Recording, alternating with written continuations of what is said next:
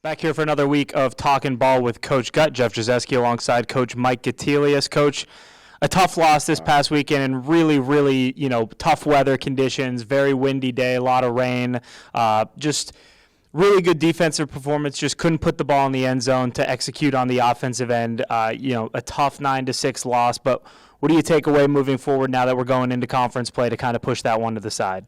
Yeah, I would love to forget about it, but you can't. You take a loss, you have to learn from it so that it doesn't beat you twice, and that's where we're at is, why didn't we get in the end zone? We moved the ball up and down the field. We did a lot of good things, but then we just couldn't convert when we needed to, and the defense played well, but we left some plays out on the field. We could have had a couple turnovers, and we didn't take advantage of that.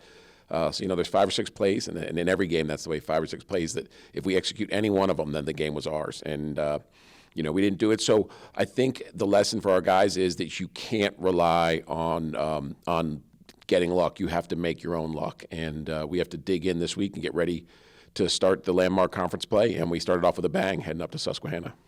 You have the safety, unfortunately, in the first quarter, and then you give up a super short field on the fumble that allows them to score a touchdown, but otherwise really kept their offense in check. They only gained about 150 yards. We held them to 1 of 15 on third down. Another week of Coach Beach's system, and guys getting more comfortable with it. How do you feel about the defense heading into conference play? Yeah, I think we're definitely improving. It's exciting to see the way he's figuring out what guys can do and what do we execute well.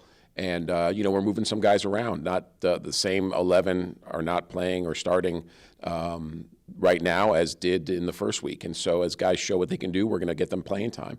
And that's, sometimes that's hard for some guys if they're on the way out, but for other guys, they're on their way up, and that's great. And I think everybody understands this is a merit-based defense, and that's what he wants. He wants guys who are going to perform, and that is sort of leading the improvement. Coach, I think a good example of that is in our senior spotlight, I got a chance to talk with Aiden Long earlier this week about the veteran group of defensive backs, but also bringing guys like Ryan Crested along, who got his first career interception this weekend.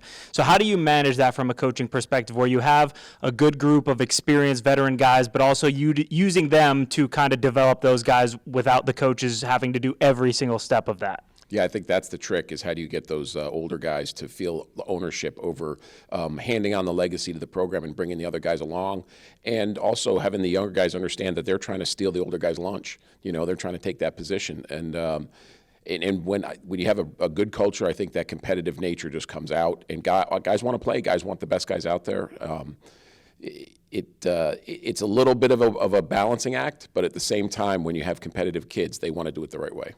Coach, this is what we've been waiting for. It's landmark conference play time. Like you said, you get to start it off with a bang. You're going up to take on a top 15 ranked opponent in Susquehanna, a team that, we probably have some familiarity with. You've seen some of the teams that they played with. We scrimmage some of the teams that they generally will play against, but it's still a new league. How do you get, it shouldn't take much to get the guys fired up to go there, but how do you keep them sort of to targeted energy going into that opening game in landmark play? Yeah, I think there's a tendency to focus so much because this is probably the preseason-wise they were picked to be the top team.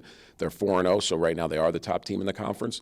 And I think we just have to stay process-oriented and continue to improve. Our biggest opponent is who we were yesterday. If we can beat that, become better, then we're going to move forward. These guys, they know what's on the line. And you're right, I don't have to do a lot to get them fired up. This is going to be a big game, and they're excited about having that opportunity. And so finally, as you get ready to get on the bus this weekend and to head over to Sealands Grove, what are the biggest keys in practice this week that you're focusing on to have the team prepared? We have to be ready to play a talented group, and we have to really work on our physicality. This is Susquehanna plays tough football, and they're going to bring it, and we need to get our guys ready to do the same. So that's what we have to focus on is making sure we're playing physical brand of football. Coach, thanks so much for your time. Thanks, Jeff. Good.